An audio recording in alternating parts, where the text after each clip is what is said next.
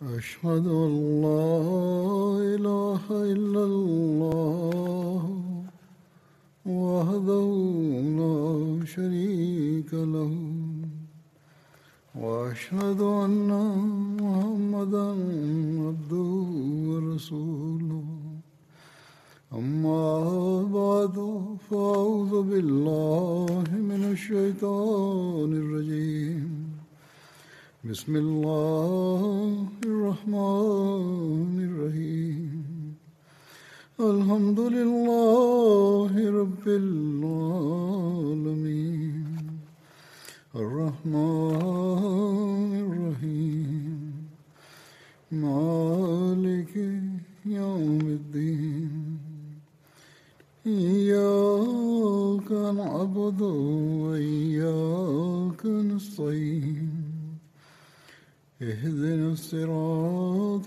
المستقيم صراط الذين أنعمت عليهم غير المغضوب عليهم ولا الضالين. ஹஸ்ரத் உஸ்மான் அவர்களை பற்றி எடுத்துரைக்கப்பட்டு வருகிறது. ஹஸ்ரத் உஸ்மான் அவர்கள் தனது மரணத்திற்கு ஒரு வருடத்திற்கு முன்பு இறுதி ஹஜ் செய்தார்கள், அல்லது குழப்பம் நன்கு ஏற்படுவதற்கு ஒரு வருடத்திற்கு முன்பு ஹஜ் செய்தார்கள். எவ்வாறு இருப்பினும் அது அன்னாரின் கடைசி ஹஜ்ஜாக இருந்தது. அப்போது குழப்பவாதிகள் தலைதூக்க ஆரம்பித்து விட்டனர். இதை அமீர் முஆவியா அவர்கள் நன்கு உணர்ந்து கொண்டார்கள். ஹஸ்ரத் முஸ்லிம் மௌத் ரலியல்லாஹு அன்ஹு கூறுகிறார்கள், ஹஜ்ஜை விட்டு திரும்பும்போது அமீர் முஆவியா அவர்களும் ஹஸ்ரத் உஸ்மான் அவர்களுடனே மதீனாவுக்கு வந்தார்கள். சில நாட்கள் தங்கியிருந்து அவர்கள் திரும்ப செல்லும்போது ஹஸ்ரத் உஸ்மான் அவர்களை தனியாக சந்தித்து ஒரு வேண்டுகோளை வைத்தார்கள். அதாவது, குழப்பம் மேலோங்குவதை காண முடிகிறது, தாங்கள் அனுமதி அளித்தால் இதை குறித்து நான் தங்களிடத்தில் பேச விரும்புகிறேன் என்றார்கள். ஹஸ்ரத் உஸ்மான் அவர்கள் கூறுங்கள் என்றார்கள். அதற்கு அமீர் முஆவியா அவர்கள், எனது முதலாவது ஆலோசனை என்னவென்றால், தாங்கள் என்னுடன் சிரியாவுக்கு செல்லுங்கள். ஏனென்றால் சிரியாவில் எல்லாவித அமைதியும் உள்ளது, எந்தவிதமான குழப்பமும் அங்கில்லை. இங்கு திடீரென்று குழப்பம் தலை தூக்கினால் அதற்கான ஏற்பாடு இல்லை என்றார்கள். அதற்கு ஹஸ்ரத் உஸ்மான் அவர்கள் பதிலளிக்கும் விதமாக கூறினார்கள், நான் ஹஸ்ரத் ரசூலே கரீம் ஸல்லல்லாஹு அலைஹி வஸல்லம் அவர்களின் அருகாமையை எவ்விதத்திலும் விட்டுவிட தயாராக இல்லை. என்னுடைய உடல் சிதறடிக்கப்பட்டாலும் சரியே. ஹஸ்ரத் முஆவியா அவர்கள் கூறினார்கள், என்னுடைய இரண்டாவது ஆலோசனை என்னவென்றால், தங்களை பாதுகாப்பதற்காக சிரியாவின் ஒரு படைப்பிரிவை நான் அனுப்பி வைக்க எனக்கு அனுமதி தாருங்கள். அவர்கள் இருக்கும்போது எந்த நபரும் தீங்கிழைக்க முடியாது என்றார். ஹஸ்ரத் உஸ்மான் அவர்கள் பதில் கூறினார்கள், உஸ்மானுடைய உயிரை பாதுகாப்பதற்காக பைத்துல் மாலின் மீது இந்த அளவு சுமையை என்னால் போடவும் முடியாது. படையை வைத்துக்கொண்டு மதீனாவாசிகளை வறுமையில் ஆழ்த்தவும் நான் விரும்பவில்லை. அதை கேட்ட ஹஸ்ரத் அமீர் முஆவியா அவர்கள், அவ்வாறென்றால் மூன்றாவது ஆலோசனை என்னவெனில், உஸ்மான் இல்லாமல் போனால் இங்கிருக்கும் சஹாபாக்களில் ஒருவரை முன்னிறுத்த இம்மக்களுக்கு தைரியம் உள்ளது. ஆகவே சஹாபாக்களை பல்வேறு நாடுகளுக்கு அனுப்பி வைத்து விடுங்கள் என்றார். இதற்கு ஹஸ்ரத் உஸ்மான் பதிலளித்தார்கள், இதை ஏன் செய்ய வேண்டும்?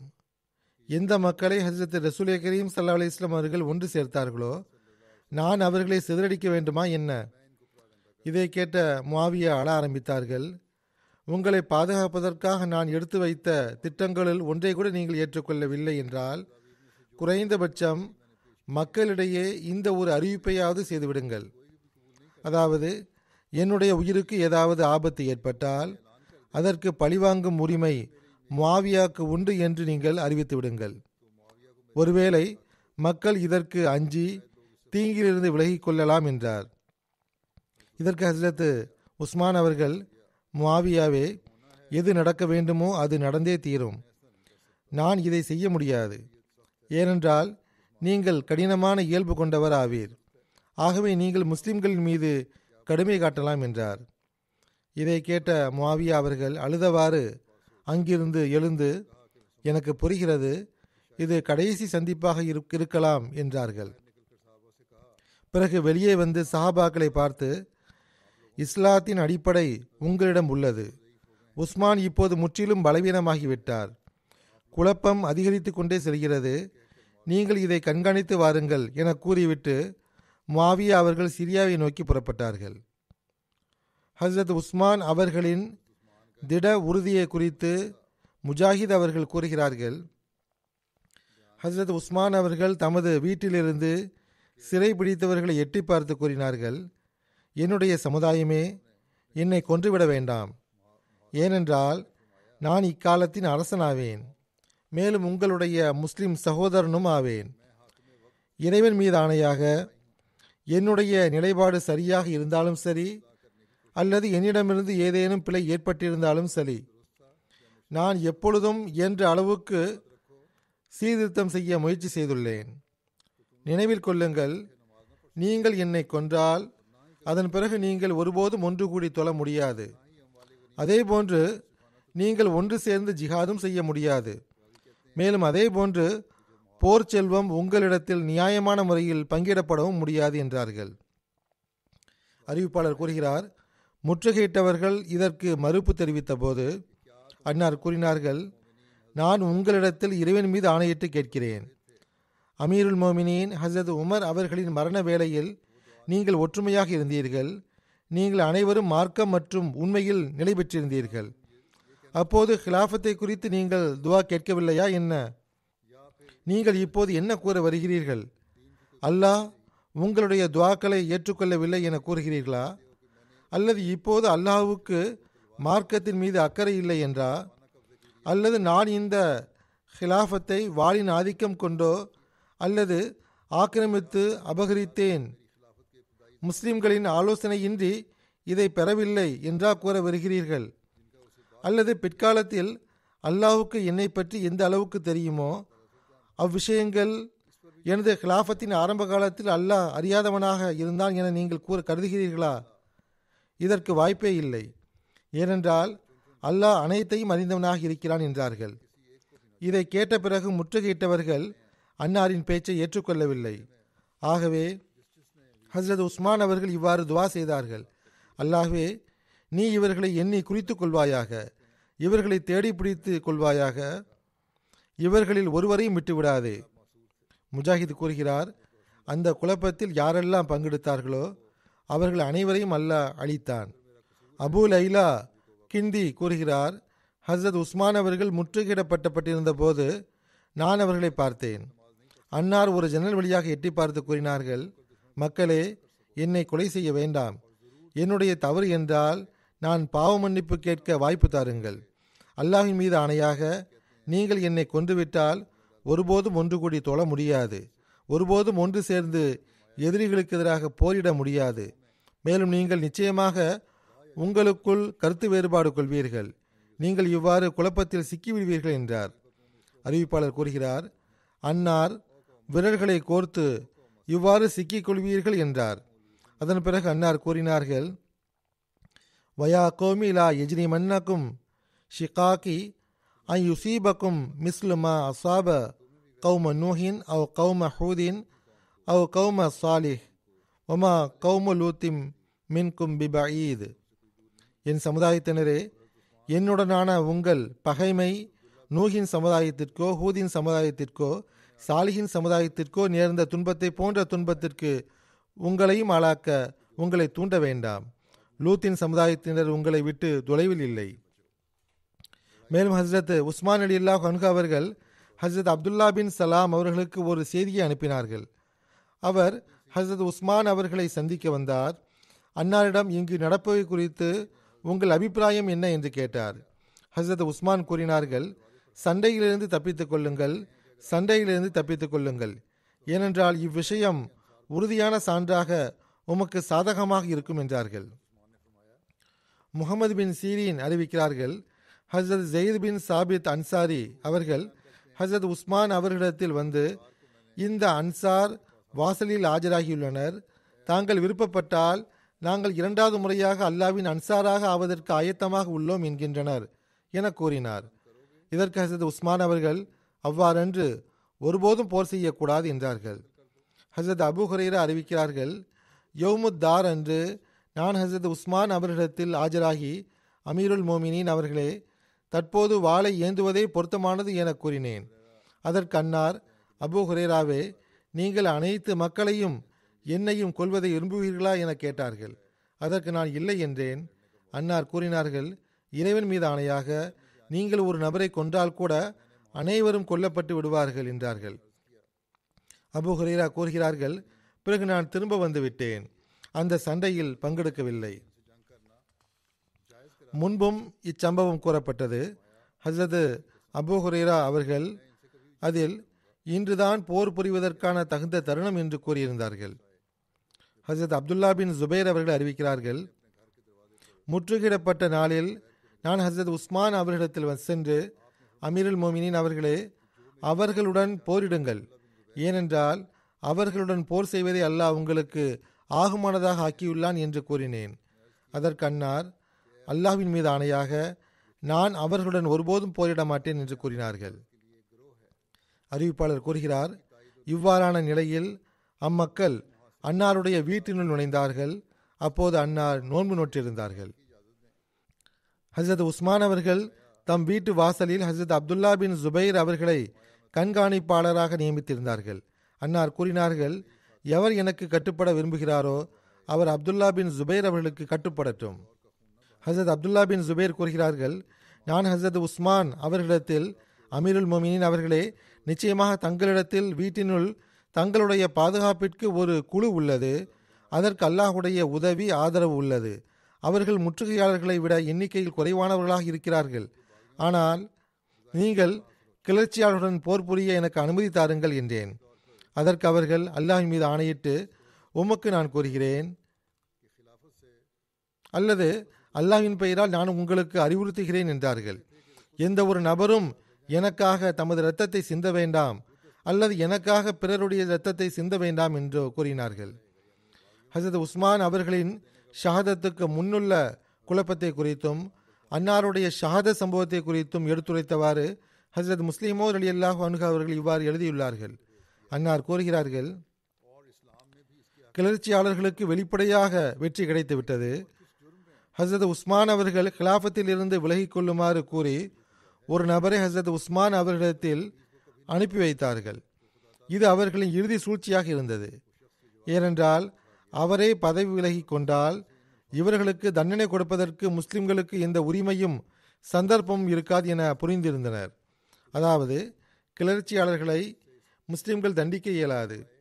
அந்த தூதுவன் ஹசரத் உஸ்மான் அவரிடத்தில் வந்தபோது அன்னார் கூறினார்கள், நான் அறியாமை காலத்திலும் தீமையிலிருந்து விலகியிருந்தேன், இஸ்லாமிய காலத்திலும் அதன் கட்டளைகளை முறிக்காமல் இருந்தேன். இறைவன் எனக்கு வழங்கிய பொறுப்பை எந்த குற்றத்தின் அடிப்படையில் நான் விட்டுவிட வேண்டும்? இறைவன் எனக்கு அணிவித்த இந்த மேலங்கியை நான் ஒருபோதும் கலற்ற மாட்டேன் என்றார்கள். அந்த நபர் இந்த பதிலை கேட்டு திரும்பினார். தமது தோழரிடத்தில் சென்று இவ்வாறு அவர்களுக்கு இச்செய்தி எடுத்துரைத்தார். இறைவன் மீது ஆணையாக, நாம் கடும் துன்பத்தில் சிக்கிக் கொண்டோம். இறைவன் மீது ஆணையாக, உஸ்மானை கொலை செய்தால் அன்றி நாம் முஸ்லிம்களின் பிடியில் இருந்து தப்ப முடியாது. ஏனென்றால் அப்போது ஆட்சி தலைகீழாக ஆகியிருக்கும், நிர்வாகம் சீர்கெட்டிருக்கும், கேள்வி கேட்க யாரும் இருக்க மாட்டார்கள். ஆனால் அவரை கொல்வது எவ்வகையிலும் ஆகுமானதல்ல. அதாவது தீர்வு இதுதான், ஆனால் கொல்வது ஆகுமானது கிடையாது என்று கூறினார். அந்நபருடைய இந்த கூற்று அம்மக்களின் பதற்றத்திற்கு சான்றாக இருக்கின்ற அதே வேளையில் அப்பொழுது வரை ஹசரத் உஸ்மான் அவர்கள் சார்பாக எந்த ஒரு பிரச்சனையும் உருவாகவில்லை என்றும் அதை சாக்காக இவர்கள் எடுத்து வைக்க இயலாத நிலை இருந்தது என்பதற்கும் இது ஒரு சான்றாக இருக்கின்றது.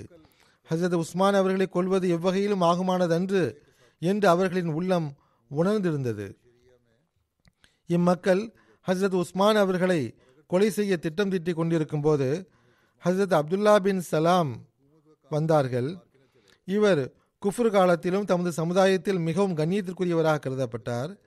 இவரை யூதர்கள் தம் தலைவராக ஏற்றுக்கொண்டிருந்தார்கள். இவருக்கு மாற்றமான அறிஞர் இல்லை என்று கருதி வந்தனர்.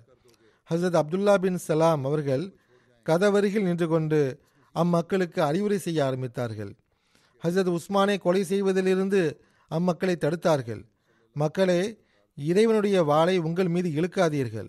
இறைவன் மீது ஆணையாக, நீங்கள் வாளை உருவினால் அதை உரையில் இட சந்தர்ப்பம் கிடைக்காது. பிறகு எப்பொழுதுமே முஸ்லிம்களிடத்தில் வாள் உருவியதாகவே இருக்கும். எப்பொழுதும் முஸ்லிம்களிடத்தில் சண்டை தொடரும். சிந்தியுங்கள், இன்று கசையை கொண்டு உங்கள் மீது ஆட்சி செய்யப்படுகிறது. பொதுவாக ஷரியத்தின் தண்டனை கசையீடு கொடுக்கப்பட்டு வந்தது. நீங்கள் இம்மனிதரை கொன்றுவிட்டால், அதாவது ஹஜ்ரத் உஸ்மான் அவர்களை கொலை செய்துவிட்டால் வாளின்றி ஆட்சி நடக்காது. அதாவது சிறு சிறு குற்றங்களுக்காகவும் குற்றவாளிகள் கொலை செய்யப்படுவார்கள். நினைவில் கொள்ளுங்கள், தற்போது மதீனாவை மலக்குகள் பாதுகாத்து வருகின்றனர். நீங்கள் இவரை கொன்றுவிட்டால் மலக்குமார்கள் மதீனாவை விட்டு சென்று விடுவர் என்று கூறினார். இந்த அறிவுரையிலிருந்து இம்மக்கள் எவ்வாறு பயனடைந்தனர் எனில், அப்துல்லா பின் சலாம் என்ற ஹஜ்ரத் ரசூலுல்லாஹி ஸல்லல்லாஹு அலைஹி வஸல்லம் அவர்களின் சஹாபியை விரட்டிவிட்டனர். அவரது முந்தைய மார்க்கத்தை சுட்டிக்காட்டி ஏளனமாக, யூத பெண்ணின் மகனே, உமக்கு இத்துடன் என்ன சம்பந்தம் என கேட்டனர். அந்தோ பரிதாபம், அவர்களுக்கு அப்துல்லா பின் சலாம் என்ற இவர் யூத பெண்ணுடைய மகன் என்று ஞாபகம் இருந்தது. ஆனால் ஹஜ்ரத் ரசூல் கரீம் ஸல்லல்லாஹு அலைஹி வஸல்லம் அவர்களின் கையில் இவர் ஈமான் கொண்டது அவர்களுக்கு ஞாபகம் இல்லை. ஹஜ்ரத் ரசூலுல்லாஹி ஸல்லல்லாஹு அலைஹி வஸல்லம் அவர்கள் இவர் நம்பிக்கை கொண்ட போது மிகவும் மகிழ்வுற்றார்கள். ஹஜ்ரத் ரசூலுல்லாஹி ஸல்லல்லாஹு அலைஹி வஸல்லம் அவர்களுடன் அனைத்து சோதனையிலும் துன்பத்திலும் இவர் பங்கெடுத்திருந்தார். இது மட்டுமின்றி இம்மக்களின் தலைவன், இவர்களை தூண்டுபவன் ஹஜ்ரத் அலி அவர்களே ஹஜ்ரத் ரசூலுல்லாஹி ஸல்லல்லாஹு அலைஹி வஸல்லம் அவர்களின் பிரதிநிதி என்று கூறி ஹஜ்ரத் உஸ்மானுக்கு எதிராக தூண்டியவனாகிய அப்துல்லா பின் சபாவும் யூத பெண்ணின் மகனாவான் என்பதையும் இவர்கள் மறந்துவிட்டிருந்தனர். அப்துல்லா பின் சபா யூதனாக இருந்தான். இஸ்லாத்தை ஏற்றுக்கொண்டதாக வெளிக்காட்டி கொண்டிருந்தான். ஹஜ்ரத் அப்துல்லா பின் சலாம் அவர்கள் அந்த மக்களின் பதிலை கேட்டு நிராசையடைந்து சென்று விட்டார்கள். கதவு வழியாக சென்று ஹஜ்ரத் உஸ்மான் அவர்களை கொல்வது கடினமாகும். ஏனென்றால் அங்கு தடுப்பதற்காக நின்று கொண்டிருந்தவர்கள் கொலை செய்வதற்கும் கொலை செய்யப்படுவதற்கும் ஆயத்தமாக இருப்பதை இம்மக்கள் கண்டுகொண்டனர். ஆகவே அக்கம்பக்கத்து வீட்டின் சுவர் ஏறி ஹஜ்ரத் உஸ்மானை கொலை செய்து விடலாம் என தீர்மானித்தனர். ஆகவே இந்த எண்ணத்தோடு சிலர் பக்கத்து வீட்டாரின் சுவர் ஏறி அன்னாருடைய அறைக்குள் புகுந்தனர். அவர்கள் உள்ளே நுழைந்தபோது ஹஜ்ரத் உஸ்மான் அவர்கள் திருக்குரான் ஓதிக்கொண்டிருந்தார்கள். எப்போதிருந்து இந்த முற்றுகை ஆரம்பித்ததோ அப்போதிருந்து இரவு பகலாக ஹஜ்ரத் உஸ்மான் அவர்கள் தொழுகை மற்றும் திருக்குரான் ஓதுவதில் மூழ்கியிருந்தார்கள். இதை தவிர வேறு பணியின் பக்கம் கவனம் செலுத்தவில்லை. அந்நாட்களில் இன்னொரு விஷயத்தையும் அவர்கள் செய்திருந்தார்கள். அது என்னவென்றால், அவர்கள் வீட்டினுள் நுழைவதற்கு முன்பு ஹஜ்ரத் உஸ்மான் அவர்கள் 2 நபர்களை கஜானாவை பாதுகாக்கும் பொருட்டு நியமித்திருந்தார்கள். ஏனென்றால் முந்தைய இரவில் கனவில் ஹஜ்ரத் உஸ்மான் அவர்களுக்கு ஹஜ்ரத் ரசூலுல்லாஹி ஸல்லல்லாஹு அலைஹி வஸல்லம் அவர்கள் தென்பட்டார்கள். உஸ்மானே, இன்று மாலை எங்களுடன் நோன்பு தருங்கள் என்று கனவில் கூறினார்கள். இன்று நான் ஷஹீதாகி விடுவேன் என அந்த கனவினால் உஸ்மான் அவர்கள் உறுதி கொண்டிருந்தார்கள். ஆகவே பொறுப்பை நிறைவேற்றும் வகையில் 2 நபர்களை கஜனாவின் கதவருகில் பாதுகாப்பிற்காக நியமித்திருந்தார்கள். ஏனெனில் கூச்சல் குழப்பம் ஏற்படும் போது எவராவது கஜானாவை கொள்ளையடிக்க முயற்சிக்க கூடாது என்று கருதினார்கள். சுருக்கமாக, இம்மக்கள் உள்ளே நுழைந்த போது ஹஜ்ரத் உஸ்மான் அவர்கள் திருக்குரான் ஓதிக்கொண்டிருக்க கண்டார்கள். தாக்குதல் தொடுத்தவர்களில் முஹம்மது பின் அபி பக்ரும் இருந்தார். அவர்களிடத்தில் இவர் செல்வாக்கு மிக்கவராக இருந்தார். நான் அபு பக்ரின் மகனாவேன், ஆகவே எனக்கு மேன்மை உள்ளது, அனைத்து வேலைகளிலும் முன்னால் நிற்பது எனது கடமை என கருதினார். எனவே அவர் முன் சென்று ஹஜ்ரத் உஸ்மான் அவர்களின் தாடியை பிடித்து வேகமாக இழுத்தார். அவருடைய அச்செயலை கண்டு ஹஜ்ரத் உஸ்மான் அவர்கள், எனது சகோதரரின் மகனே, உம்முடைய தந்தை அதாவது ஹஜ்ரத் அபூபக்கர் இப்போது உயிருடன் இருந்திருந்தால் நீ ஒருபோதும் இவ்வாறு நடந்து கொண்டிருக்க மாட்டாய். உமக்கு என்னவாயிற்று? இறைவனுக்காக நீ என் மீது கோபம் கொண்டுள்ளாயா? இதை தவிர வேறு ஏதேனும் கோபம் என் மீது உள்ளதா? இறைவனுடைய உரிமைகளை உம்மை செய்ய வைத்தது தவிர உம்மீது எனக்கு வேறு ஏதாவது கோபம் உண்டா என்ன? இறைவனுடைய உரிமைகளை செலுத்துமாறு தானே உங்களுக்கு நான் கூறுகிறேன் என்று மட்டும் கேட்டார். இதை கேட்ட முஹம்மது பின் அபூபக்கர் வெட்கி தலை குனிந்து திரும்பிவிட்டார். ஆனால் மற்றவர்கள் அங்கேயே இருந்தனர். அன்றைய இரவில் பஸ்ராவுடைய படை மதீனா வந்தடைவதாக உறுதியான தகவல் கிடைத்திருந்தது. அம்மக்களுக்கு அது கடைசி வாய்ப்பாக இருந்தது. தம் வேலையை முடிக்காமல் திரும்ப மாட்டோம் என அவர்கள் தீர்மானித்திருந்தனர். அவர்களில் ஒருவன் முன்னேறி வந்து ஒரு இரும்பு தடியை கொண்டு ஹசரத் உஸ்மான் அவர்களின் தலையில் அடித்தான். மேலும் ஹசரத் உஸ்மான் அவர்களுக்கு முன்னால் வைக்கப்பட்டிருந்த திருக்குரானை எட்டி உதைத்து வீசி எறிந்தான். அக்குரான் சுருண்டு விழுந்து ஹசரத் உஸ்மான் அவர்களுக்கு அருகில் வந்து கிடந்தது. அன்னாருடைய தலையிலிருந்து இரத்தம் வழிந்து அதில் விழுந்தது. இச்சம்பவத்திலிருந்து அவர்கள் திருக்குரானை அவமதித்தது மட்டுமின்றி அவர்களுடைய இரையச்சம் மற்றும் நேர்மையின் நிலையும் வெளிப்பட்டு விடுகிறது. ஹசரத் உஸ்மான் அவர்களின் இரத்தம் எந்த ஆயத்தில் சிந்தியதோ அது மாபெரும் முன்னறிவிப்பாக இருந்தது. அந்த முன்னறிவிப்பு தமக்குரிய காலத்தில் எந்த அளவு கம்பீரமாக நிறைவேறியதென்றால் மிக கடினமான உள்ளம் கொண்டவர் கூட அந்த இரத்தம் தோய்ந்த எழுத்துக்களை பார்த்து அச்சமுற்று தம் கண்களை மூடாமல் இருக்க மாட்டார். அந்த வசனம் என்னவென்றால், ஃபஸயக் ஃபீகஹுமுல்லா வஹ்வ ஸமீஉல் அலீம், அல்லாஹ் உமக்காக அவர்களை நிச்சயம் பழி வாங்குவான், அவன் நன்கு கேட்பவனும் நன்கு அறிபவனும் ஆவான். அதன் பிறகு ஜுதான் என்ற ஒருவன் முன்னேறி சென்று வாளை கொண்டு அன்னாரை தாக்க விரும்பினான். முதல் தாக்குதலில் அன்னார் தமது கையை கொண்டு அதை தடுத்தார்கள். அன்னாருடைய கை வெட்டுப்பட்டது. அப்போது ஹசரத் உஸ்மான் அவர்கள் இறைவன் மீது ஆணையாக, இது எந்த கை என்றால் முதலில் திருக்குரானை எழுதிய கையாகும் என்றார்கள். அதன் பிறகு அவன் இரண்டாம் முறையாக தாக்கி அன்னாரை கொல்ல விரும்பினான். அப்போது அன்னாருடைய மனைவி நாயிலா அங்கு வந்துவிட்டார். இருவருக்கும் நடுவில் நின்று விட்டார்கள். ஆனால் கல் நெஞ்சமுடைய அவன் ஒரு பெண் மீது தாக்குதல் தொடுப்பதை விட்டும் விலகவில்லை. அவன் வாளை வீசினான். அதனால் அன்னாருடைய மனைவியின் விரல்கள் துண்டாகிவிட்டன. பிறகு அவன் மீண்டும் அன்னாரின் மீது வாள் வீசினான். அன்னார் கடும் காயமுற்றார்கள். அதன் பிறகு கல் நெஞ்சமுடைய அந்த நபர் உயிர் இன்னும் பிரியவில்லை, ஒருவேளை பிழைத்துக் கொள்ளலாம் என கருதி காயங்களின் வேதனையின் காரணமாக அன்னார் கடும் வேதனையால் துடிதுடித்துக் கொண்டிருந்த போது அன்னாருடைய கழுத்தை நெரிக்க ஆரம்பித்தான். அன்னாருடைய உயிர் உடலை விட்டு பிரிந்து ஹஸ்ரத் ரசூலுல்லாஹி ஸல்லல்லாஹு அலைஹி வஸல்லம் அவர்களின் அழைப்பை ஏற்றுக்கொண்டவாறு மேலுலகத்திற்கு செல்லாதவரை அவன் அன்னாரின் கழுத்தை விடவில்லை. இன்னா லில்லாஹி வ இன்னா இலைஹி ராஜிஊன். ஹஸ்ரத் உஸ்மான் அவர்களின் மனைவி இக்காட்சியின் அதிர்ச்சியினால் பேச இயலாது போனார்கள். பிறகு அவர்கள் குரல் கொடுத்ததும் கதவின் அருகே இருந்தவர்கள் உள்ளே ஓடி வந்தார்கள். ஆனால் அப்போது உதவி செய்வது வீணானதாக இருந்தது. எது நடக்க இருந்ததோ அது நடந்து முடிந்துவிட்டது. ஹஸ்ரத் உஸ்மான் அவர்களால் விடுதலை செய்யப்பட்ட ஒரு அடிமை ஹஸ்ரத் உஸ்மானை ஷஹீதாக்கிய ஜுதானின் கையில் இரத்தம் வடியும் வாள் இருப்பதைக் கண்டு அவரால் பொறுக்க இயலவில்லை. அவர் முன்னேறி சென்று வாளை கொண்டு அவனுடைய தலையை வெட்டி வீழ்த்தினார். அப்போது அவனுடைய கூட்டாளிகளில் ஒருவன் இவரை கொண்டு விட்டான். இப்போது இஸ்லாமிய ஆட்சியின் பீடம் கலீஃபா இல்லாமல் காலியாக இருந்தது. மதினாவாசிகள் மேற்கொண்டு முயற்சி செய்வதை வீணானதாக கருதினர். ஒவ்வொருவரும் தம் வீட்டுக்கு சென்று உட்கார்ந்து விட்டார். அவர்கள் ஹஸ்ரத் உஸ்மானை கொன்ற பிறகு வீட்டுக்குள் வரம்பு மீற ஆரம்பித்தார்கள். ஹஸ்ரத் உஸ்மான் அவர்களின் மனைவி அவ்விடத்தை விட்டு விலகிச் செல்ல நினைத்தார்கள்.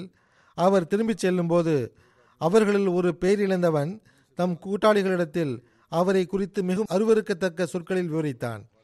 ஹஸ்ரத் ரசூலுல்லாஹி ஸல்லல்லாஹு அலைஹி வஸல்லம் அவர்களின் தொன்மையான முன்னாள் சஹாபியும் அன்னாருடைய மருமகனும் இஸ்லாமிய நாடுகளின் அரசரும் காலத்தின் ஹலீஃபாவாகவும் இருந்த மனிதரை இப்போதுதான் இவர்கள் கொன்று முடித்திருந்தார்கள்.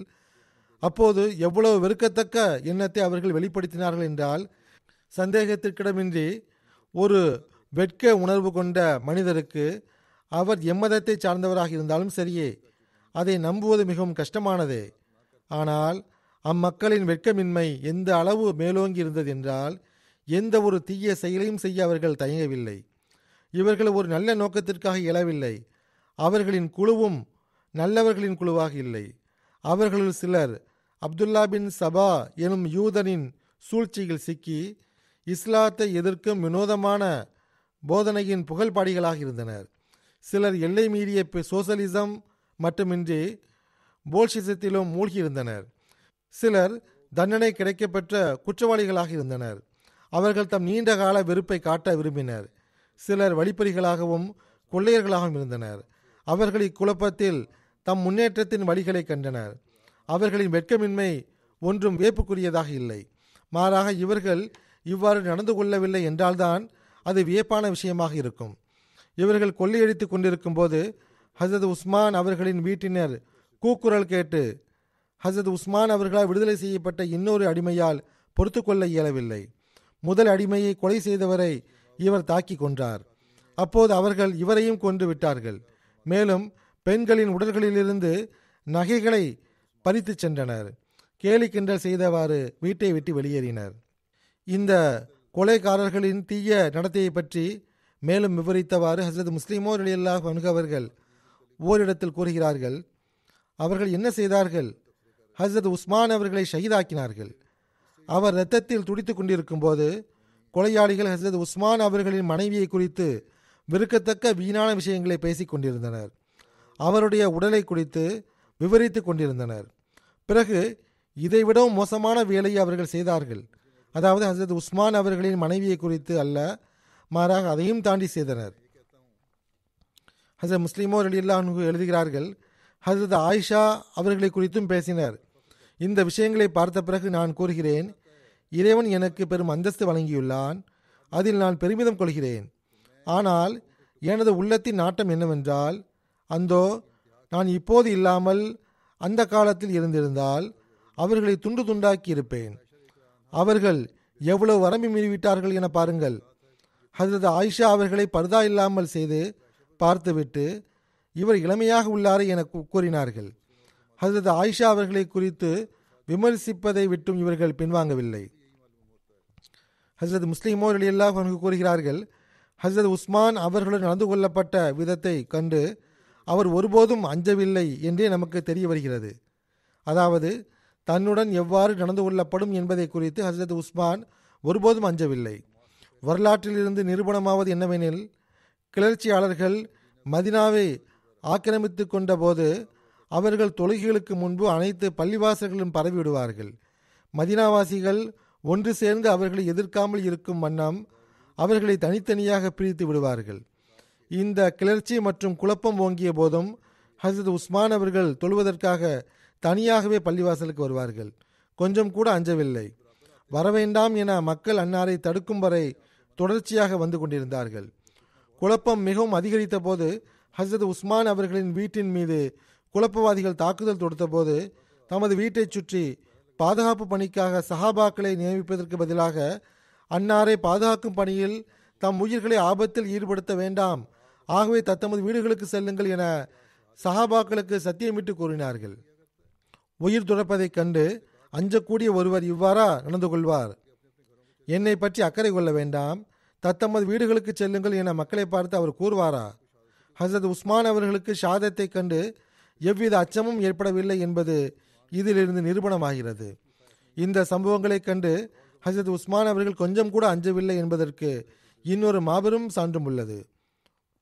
ஹுத்பாவின் ஆரம்பத்தில் எடுத்துரைக்கப்பட்டது போன்று இந்த குழப்பத்தின் போது ஒரு முறை ஹஸ்ரத் முஆவியா அவர்கள் ஹஜ்ஜுக்காக வந்தார்கள். அவர்கள் சிரியாவுக்கு திரும்ப செல்லும் போது அவர் மதீனாவில் ஹஸ்ரத் உஸ்மான் அவர்களை சந்தித்தார்கள். தாங்கள் என்னுடன் சிரியாவுக்கு வந்துவிடுங்கள், அங்கு நீங்கள் இக்குழப்பத்திலிருந்து பாதுகாப்பாக இருப்பீர்கள் என்று கூறினார்கள். அதற்கு ஹஸ்ரத் உஸ்மான் அவர்கள், முஆவியாவே, ஹஸ்ரத் ரசூலுல்லாஹ் ஸல்லல்லாஹு அலைஹி வஸல்லம் அவர்களின் அருகாமையை விட எவ்விஷயத்திற்கும் நான் முன்னுரிமை வழங்க முடியாது என கூறினார்கள். அதற்கு முஆவியா அவர்கள், நான் கூறியதை நீங்கள் ஒப்புக்கொள்ளவில்லை என்றால் சிரியாவின் ஒரு படைப்பிரிவை உங்களின் பாதுகாப்பிற்காக நான் அனுப்பி வைக்கிறேன் என்றார்கள். ஹஸ்ரத் உஸ்மான் அவர்கள் கூறினார்கள், எனது பாதுகாப்பிற்காக ஒரு படையை வைத்துக்கொண்டு முஸ்லிம்களின் ரிஸ்கில் குறைவை ஏற்படுத்த விரும்பவில்லை என்றார்கள். ஹஸ்ரத் முஆவியா அவர்கள், அமீருல் மொமினின் அவர்களே, மக்கள் ஏமாற்றி உங்களை கொலை செய்து விடுவர் அல்லது உங்களுக்கு எதிராக அவர்கள் வெளிப்படையாக போர் புரியலாம் என்றார். ஹஸ்ரத் உஸ்மான் கூறினார்கள், எனக்கு அதை பற்றி எந்த கவலையும் கிடையாது, எனக்கு என் இறைவனே போதுமானவன். இறுதியில் முஆவியா அவர்கள், நீங்கள் இவற்றையெல்லாம் ஏற்றுக்கொள்ளவில்லை என்றால் கடைசியில் இதை ஒன்றாவது நீங்கள் ஏற்றுக்கொள்ளுங்கள். அதாவது விஷமக்காரர்களுக்கு சில பெரும் சஹாபாக்கள் மீது பெருமிதம் உள்ளது. உங்களுக்கு பிறகு அவர்கள் வேலையை பார்த்து கொள்வார்கள் என அவர்கள் கருதுகின்றனர். ஆகவே அந்த சஹாபாக்களின் பெயர்களை எடுத்து கூறி மக்களை அந்த விஷமக்காரர்கள் ஏமாற்றுகின்றனர். நீங்கள் அந்த சஹாபாக்களை மதீனாவை விட்டு வெளியேற்றி அனுப்பி வையுங்கள். வெளிநாடுகளுக்கு அந்த சஹாபாக்களை அனுப்பி வைத்து விடுங்கள். இதனால் விஷமக்காரர்களின் நாட்டம் ஒடுங்கிவிடும். இப்போது மதீனாவில் பொறுப்பை எடுத்து நடத்துவதற்கு தகுதியுள்ள வேறு யாரும் கிடையாதே. ஆகவே உங்களுடன் மோதி கிடைக்கப் போவதுதான் என்ன என்பதை அவர்கள் சிந்திக்கக்கூடும். என்று கூறினார்கள். ஆனால் ஹசரத் உஸ்மான் அவர்கள் இந்த கோரிக்கையையும் ஏற்றுக்கொள்ளவில்லை. எந்த மக்களை ரசூலுல்லாஹி ஸல்லல்லாஹு அலைஹி வஸல்லம் அவர்கள் ஒன்று சேர்த்தார்களோ அவர்களை நான் எவ்வாறு நாடு கடத்த முடியும் என்றார்கள். இதை கேட்ட ஹசரத் முஆவியா அவர்கள் அழுதார்கள். தாங்கள் வேறு ஒன்றும் செய்ய மாட்டீர்கள் என்றால் குறைந்தபட்சம் என்னுடைய இரத்தத்திற்கு முஆவியா பழி வாங்குவார் என்ற ஒரு அறிவிப்பையாவது செய்யுங்கள் என்று கூறினார்கள். உஸ்மான் கூறினார்கள், முஆவியாவே, நீர் வேகமான இயல்புடையவர். முஸ்லிம்களின் மீது நீர் கடுமை காட்டக்கூடாது என நான் அஞ்சுகிறேன். ஆகவே நான் இந்த அறிவிப்பையும் செய்ய முடியாது என்று கூறிவிட்டார்கள். ஹசரத் உஸ்மான் அவர்கள் பலவீனமான இதயம் கொண்டவர் என்று கூறப்படுவதுண்டு. இவ்வாறான துணிவை எத்தனை பேர் தான் காட்ட முடியும் என்பதை நீங்கள் கூறுங்கள். இந்த சம்பவங்களை கண்ட பிறகும் அன்னாரின் உள்ளத்தில் கொஞ்சமாவது அச்சம் இருந்தது என்று கூற முடியுமா என்ன? அல்லது ஹசரத் உஸ்மான் அவர்களுடைய உள்ளத்தில் ஏதேனும் அச்சம் இருக்க வாய்ப்பிருந்ததா என்ன? ஹசரத் உஸ்மான் அவர்களுக்கு அச்சம் இருந்திருக்கும் என்றால், நீங்கள் ஒரு படைப்பிரிவை எனது பாதுகாப்பிற்காக அனுப்பி வையுங்கள், அவர்களுக்கு நான் சம்பளம் வழங்கிவிடுகிறேன் என்று கூறியிருப்பார்கள். அன்னாருக்கு அச்சம் இருந்திருக்கும் என்றால், என் மீது யாராவது கை வைத்தால் எனக்காக முஆவியா பழிவாங்குவார் என்று அறிவிப்பு செய்திருப்பார்கள். ஆனால் அன்னாரோ, முஆவியாவே, உம்முடைய இயல்பில் வேகம் உள்ளது, நான் உமக்கு அதற்கான அதிகாரத்தை வழங்கினால் நீர் முஸ்லிம்கள் மீது கடுமை காட்டக்கூடாது என நான் அஞ்சுகிறேன் என்று மட்டுமே பதிலளித்தார்கள். இறுதியில் எதிரிகள் சுவர் ஏறி குதித்து அன்னாரின் மீது தாக்குதல் நடத்திய போது எவ்வித அச்சமும் பயமும் இன்றி திருக்குரானை ஓதிக்கொண்டிருந்தார்கள். இதுவரை என்றால் ஹசரத் அபூபக்கர் அவர்களின் மகன், அல்லாஹ் அவர் மீது கருணை காட்டுவானாக, ஹசரத் அபூபக்கர் அவர்களின் மகன் முன்னேறி சென்று ஹசரத் உஸ்மான் அவர்களின் தாடியை பிடித்து வேகமாக இழுத்தான். ஹசரத் உஸ்மான் அவர்கள் தலையை உயர்த்தி அவனை பார்த்தார்கள். எனது சகோதரரின் மகனே, உன்னுடைய தந்தை இப்போது இருந்திருந்தால் நீ ஒருபோதும் இவ்வாறு செய்திருக்க மாட்டாய் என்று கூறினார்கள். இதை கேட்டதுமே அவனுடைய தலை முதல் பாதம் வரை நடுங்கிவிட்டது. அவன் வெட்கி திரும்பிவிட்டான். அதன் பிறகு இன்னொருவன் முன்னேறி ஒரு இரும்பு கம்பியால் ஹசரத் உஸ்மானின் தலையில் அடித்தான். முன்னால் இருந்த திருக்குரானை தூக்கி எறிந்தான். தனியாக அதை தூக்கி எறிந்து விட்டான். அவன் விலகியதும் இன்னொருவன் வாளை கொண்டு அன்னாரை ஷஹீதாக்கினான். இச்சம்பவங்களை கண்ட பிறகு ஹசரத் உஸ்மான் அவர்கள் நிலைமைகளை கண்டு பயந்து போய் இருந்தார் என்று யாராவது கூற முடியுமா என்ன? ஹசரத் முஸ்லிமோர் ரலியல்லாஹு அன்ஹு அவர்கள் கூறுகிறார்கள், எவ்வாறு ஹசரத் நூ, ஹசரத் இப்ராஹிம், ஹசரத் தாவூத், ஹசரத் சுலைமான் மற்றும் பிற நபிமார்கள் தோன்றினார்களோ அவ்வாறே ஹசரத் மசீமோத் அலைஹிஸ்ஸலாத்து வஸ்ஸலாம் அவர்களும் தோன்றினார்கள். முந்தைய நபிமார்களுக்கு பிறகு ஹிலாஃபத் எவ்வாறு தொடர்ந்ததோ அவ்வாறே ஹசரத் மசீமோத் அலைஹிஸ்ஸலாத்து வஸ்ஸலாம் அவர்களுக்கு பிறகும் ஹிலாஃபத் தொடர்ந்துள்ளது. நாம் அறிவை கொண்டு பார்ப்போமானால் அதன் உண்மைத்துவத்தை அடையாளம் கண்டுகொள்ள முயற்சி செய்வோம் எனில் இது மாபெரும் தொடர் என்பதை அறிந்து கொள்ளலாம். அதாவது ஹிலாஃபத் என்னும் தொடர் ஒரு மாபெரும் தொடராகும். இன்னும் கூறுவதாயின், ஹிலாஃபத் நிலை பெறுவதற்காக 10,000 வம்சங்கள் தியாகம் செய்யப்பட்டாலும் அது பெரிய விஷயமில்லை. மற்றவர்களை குறித்து நான் அறியேன், குறைந்தபட்சம் என்னை குறித்து நான் அறிவேன். ஹசரத் ரசூல் கரீம் ஸல்லல்லாஹு அலைஹி வஸல்லம் அவர்களின் கால வரலாற்றை படித்த பிறகு ஹசரத் உஸ்மான் அவர்களின் மீது விழுந்த துன்பங்களை பார்க்கிறோம். ஹசரத் ரசூலுல்லாஹி ஸல்லல்லாஹு அலைஹி வஸல்லம் அவர்கள் தோன்றிய பிறகு அவர்களிடத்தில் உருவாக்கிய அந்த ஒளியையும் ஆன்மீகத்தையும் பார்க்கிறோம். உலகில் எனக்கு 10,000 சந்ததிகள் பிறக்க இருந்து அந்த அனைத்து சந்ததிகளையும் ஒன்று சேர்த்து ஒரேடியாக தியாகம் செய்ய வேண்டிய நிலை ஏற்பட்டாலும் அந்த குழப்பம் தீர்க்கப்பட்டிருக்குமாயின் அது பேனை கொடுத்து யானையை வாங்கிய பேரமாக இருந்திருக்கும் என்றே நான் கருதுகிறேன். அதாவது மிகச்சிறிய பொருளை கொடுத்து மிக பொருளை வாங்கிய வியாபாரமாக இருந்திருக்கும். பேன் என்பது மிகச்சிறிய பூச்சி, அதை கொடுத்து யானையை வாங்கிய பேரத்திற்கு சமமாக இருந்திருக்கும். அதை விடவும் மலிவான பேரமாக இருந்திருக்கும். உண்மை என்னவென்றால், ஒரு பொருளுக்கான உண்மையான விலையை நாம் பின்னால் தெரிந்து கொள்கிறோம். ஹசரத் உஸ்மான் அவர்களின் ஷஹாதத்திற்கு பிறகு ஹிலாஃபத்தின் முக்கியத்துவம் என்றால் என்ன என்பது தெரிய வந்தது.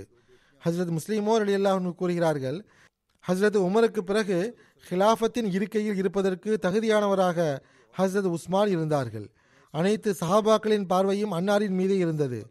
பெரும் சஹாபாக்களின் ஆலோசனையினால் இந்த பணிக்காக அவர் தேர்ந்தெடுக்கப்பட்டார்கள்.